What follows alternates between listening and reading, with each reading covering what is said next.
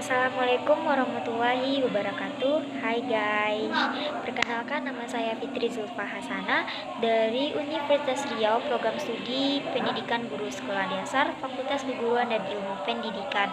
Bella, di video kali ini saya akan menjelaskan tentang abrasi atau dengan disebut juga penyikisan pantai, yang mana video kali ini itu untuk memenuhi UTS saya dalam mata kuliah ilmu lingkungan dan mitigasi bencana. Nah, sebelum kita lanjut ke videonya, terlebih dahulu jangan lupa tinggalkan jejaknya, yaitu di like, comment, and subscribe. Terima kasih. Baiklah, kita lanjut ke video. Cikidot. Baiklah, ini adalah sebuah pantai di Indonesia. Itu salah satunya di daerah Sumatera Barat. Baiklah, abrasi.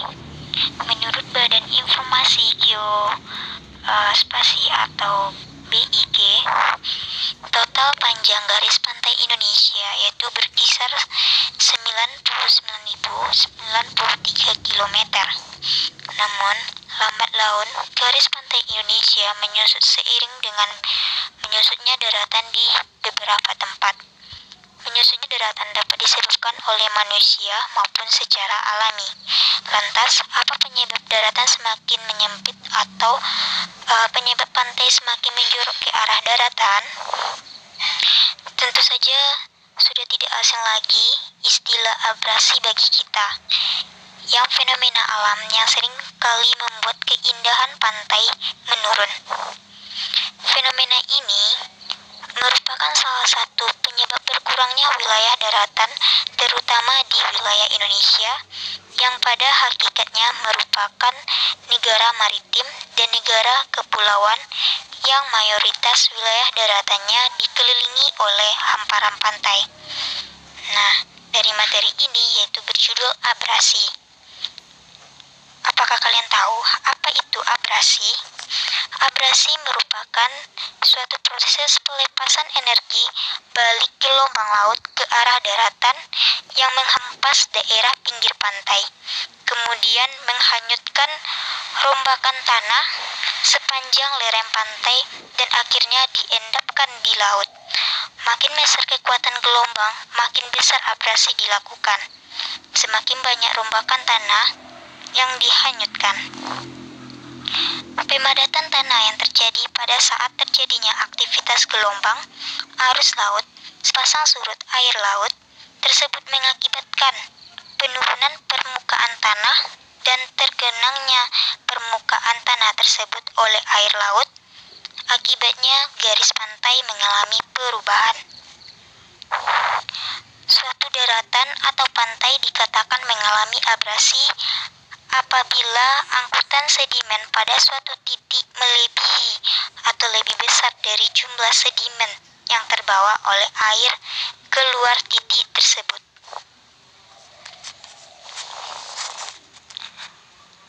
Nah, dari abrasi ini ada penyebabnya, yaitu penyebab terjadinya abrasi.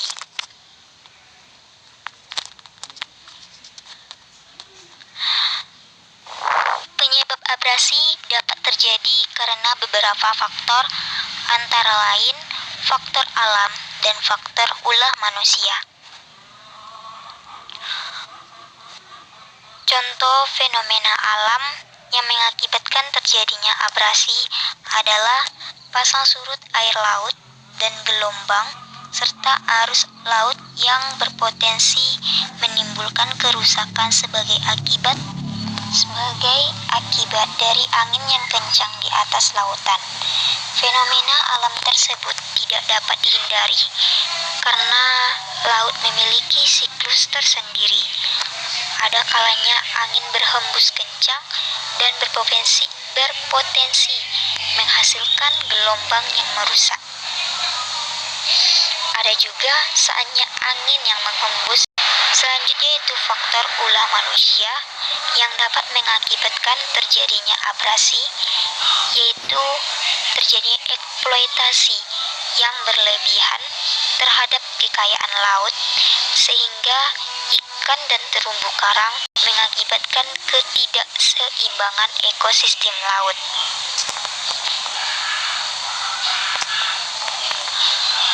Faktor lain yang mengakibatkan ketidakseimbangan ekosistem laut yaitu penambangan pasir. Penambangan pasir ini dilakukan secara berlebihan dengan mengerukkan pasir sebanyak mungkin dengan intensitas yang tinggi dan dapat mengakibatkan terkurasnya pasir di laut. Hal tersebut memberikan pengaruh secara langsung terhadap arah dan kecepatan air laut yang secara otomatis akan langsung menghantam bibir pantai. Air laut akan lebih ringan jika tidak membawa pasir, sehingga air tersebut dapat lebih cepat dan lebih keras menghantam bibir pantai. Sehingga kemungkinan terjadi abrasi yang akan meningkat. Yaitu penanganan abrasi Damrop Kabupaten Demak, Kim Praswil 2000, yaitu menguraikan penyebab abrasi secara detail, yaitu yang pertama, penurunan permukaan tanah atau disebut dengan land subsidence.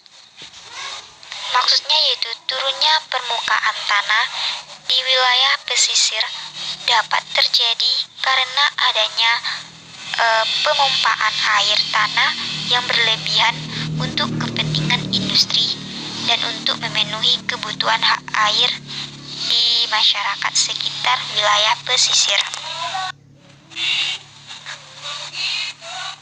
Penurunan permukaan tanah akan lebih potensial terjadi apabila sebagian besar tanah pantai memiliki komposisi tanah yang tersusun atas lumpur atau lempung, karena jenis tanah lempung memiliki sifat fisik yang mudah berubah karena perubahan kadar air.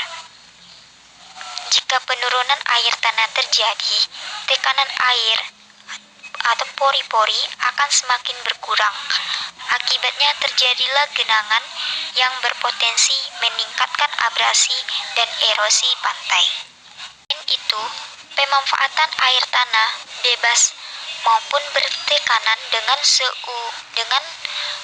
sumur bor di daerah-daerah sekitar yang dapat mengakibatkan elevasi air tanah menurun bersamaan dengan terjadinya intrusi air laut hingga jauh menuju perkotaan. Hal tersebut menunjukkan bahwa penurunan tanah memiliki potensi yang cukup besar terhadap genangan yang terjadi. Selanjutnya, yang kedua yaitu kerusakan hutan mangrove. Hutan mangrove merupakan komponen utama pembentukan ekosistem pantai di pesisir yang penting bagi kelangsungan ekosistem.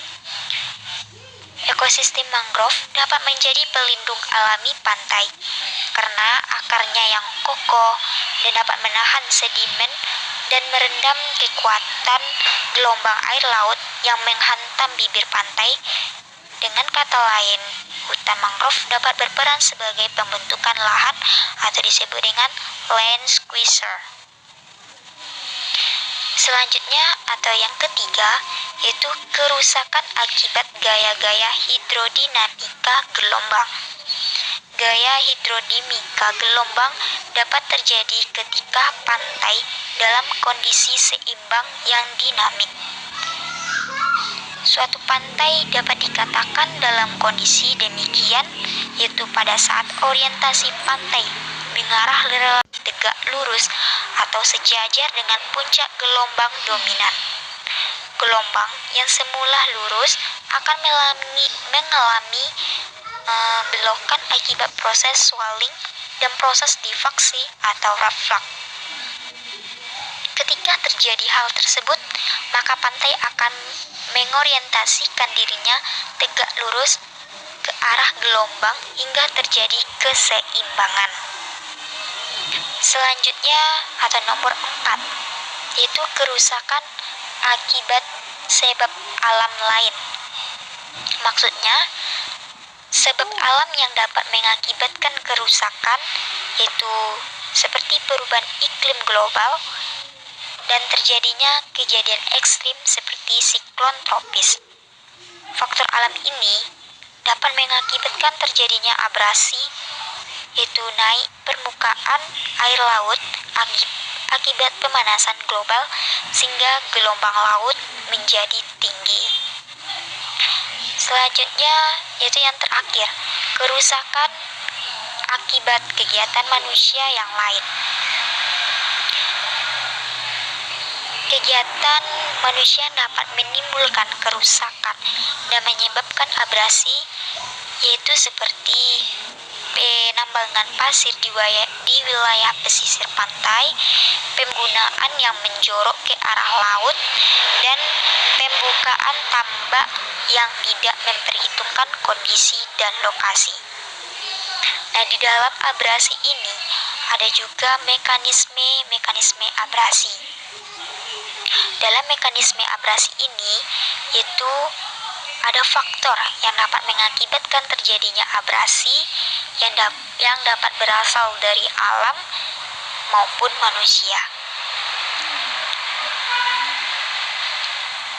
Mekanisme abrasi yang terjadi karena faktor alam, yaitu diawali dengan tiupan angin di atas lautan yang mengakibatkan air atau arus laut dan gelombang memiliki kekuatan untuk mengikis bibir pantai.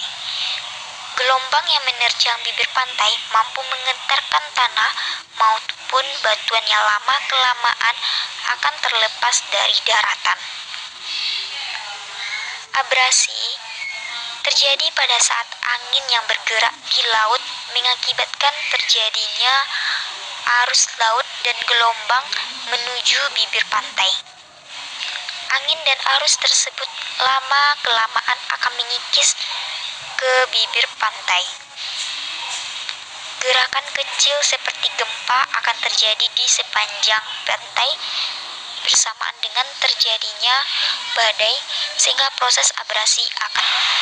Contoh abrasi karena faktor alam ini yaitu seperti di Purah Tanah Lot di Pulau Bali yang terus terkikis. Selanjutnya yaitu selain dari faktor alam juga ada faktor manusia. Faktor manusia ini juga dapat mengakibatkan abrasi, yaitu misalnya penambangan pasir. Penambangan pasir merupakan salah satu kegiatan manusia yang sangat mempengaruhi abrasi pantai. Tidak hanya di tempat penambangan pasir saja, tapi juga berpengaruh terhadap daerah sekitar tambang karena pasir laut yang terkuras akan sangat mempengaruhi kecepatan dan arah arus laut yang menghantam bibir pantai. Bahaya dan dampak dari abrasi ini yaitu yang pertama dampak negatif. Dampak negatifnya yaitu yang diakibatkan oleh abrasi adalah seperti lebar pantai, mengalami penyusutan akibat lahan pemukiman penduduk di sekitar pantai menyempit, rusaknya hutan bakau di sepanjang pantai akibat hantaman ombak yang terjadi karena angin kencang, serta menghilangnya habitat ikan-ikan yang sering menggunakan hutan bakau sebagai tempat bertemu komunalnya. Selain itu, abrasi juga akan mengancam kelestarian ekosistem pantai, serta dapat menjadi bahaya besar bagi kelangsungan hidup dan kesehatan penduduk yang tinggal di sekitar pantai. Dari abrasi ini, kita sebagai manusia harus bisa mencegah terjadinya abrasi, yaitu pencegahannya seperti ada beberapa usaha pencegahan terjadinya abrasi yang dapat dilakukan, yaitu seperti penanaman kembali hutan mangrove, mediakan penggalian pasir pantai, membuat media atau sarana pemecah gelombang yang terbuat dari beton, dan pelestarian terumbu karang. Pencegahan abrasi ini dapat dilakukan dengan merehabilitasi hutan bakau yang rusak, baik akibat abrasi maupun akibat pembukaan. Selain itu, dibutuhkan peraturan yang dibuat oleh pemerintah pusat maupun pemerintah daerah yang mengatur pelarangan penambangan pasir pantai secara besar-besaran tanpa memperhatikan dampaknya terhadap lingkungan. Pencegahan abrasi secara alami itu dapat kita lakukan dengan penanaman pohon. Pemilihan jenis tanaman dapat menangani masalah abrasi ini. Yang paling penting, tanaman yang dipilih harus bisa hidup dengan baik pada kondisi lingkungan asam, salinitas tinggi, tanah pasir, dan sedikit unsur hara. Menurut Nugroho Bud 13, jenis tanaman yang memenuhi kriteria tersebut yaitu seperti tanaman cemara udang atau Casuarina equisetifolia incana. Selain mampu hidup pada kondisi lingkungan dengan kadar garam cukup tinggi, cemara udang ini dapat disiram dengan air laut. Adanya abrasi ini mengakibatkan gelombang laut di bibir pantai yang mengakibatkan abrasi yang cukup dahsyat dan menakutkan. Itu seperti gelombang pasang tsunami yang akhir-akhir ini banyak terjadi di Indonesia dan gelombang yang dipengaruhi oleh badai. Dari berdasarkan uraian materi yang saya sampaikan tadi, dapat kita ambil keputusan atau kesimpulan bahwa abrasi ini merupakan suatu fenomena alam yang tidak bisa dianggap biasa saja. Jika tidak segera ditangani, akan mengakibatkan kerusakan wilayah pesisir pantai yang semakin parah dan tidak menutup kemungkinan akan menimbulkan masalah baru bagi lingkungan maupun bagi kelestarian ekosistem pantai. Untuk itu, diperlukan upaya yang tepat dari masyarakat maupun dari pemerintah, yaitu melestarikan dan mengatasi abrasi agar keseimbangan ekosistem daratan dan ekosistem perairan tetap terjaga dan pantai di seluruh Indonesia tetap terjaga aman dan jauh dari hal-hal yang tidak diinginkan. Pencegahan abrasi juga dapat dilakukan dengan strategi buatan dengan memanfaatkan teknologi yang ada. Strategi buatan dilakukan dengan membangun konstruksi breakwater atau bangunan pemecah ombak. Bangunan ini dibangun di depan bibir pantai yang berfungsi untuk membangunnya breakwater, yaitu untuk menahan hembusan gelombang selama menunggu pohon cemara udang tumbuh. Itu dari penjelasan saya mengenai abrasi atau pengikisan pantai di daerah pantai di Sumatera Barat. Bila kalau ada kata-kata saya yang tidak pas dengan materi abrasi ini, tidak sesuai, saya mohon maaf sebesar-besarnya. Terima kasih atas perhatiannya. Kalau ada salah dalam perkataan dan tidak tepat mengenai materi abrasi ini, saya mohon maaf. Dan jangan lupa tinggalkan jejak itu di like, comment, and subscribe.